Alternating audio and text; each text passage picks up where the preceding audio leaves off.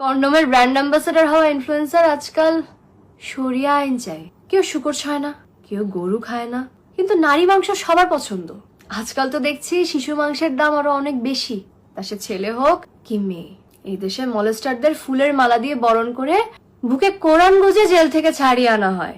কন্ডোমের brand ambassador হওয়া influencer আজকাল শরিয়া আইন চায় এই দেশে, যার পুরো লাইফ শরিয়া আইনের সাথে সাংঘর্ষিক, টোটালি কন্ট্রাডিক্টরি। আমি কিছু তথ্য বলি।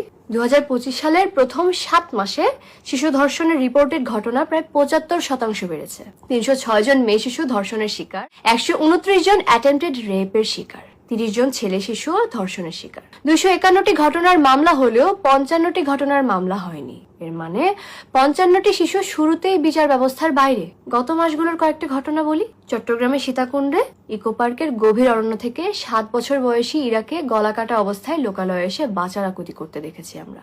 ঘাতক তারই প্রতিবেশী। আমরা দেখেছি নেত্রকোনায় 30 কেজি ওজনের 11 বছর বয়সী শিশুর পেটে 8 মাসের বাচ্চা, যার এখনো পিরিয়ডও হয়নি, ধর্ষণ করেছে তারই মাদ্রাসার হুজুর।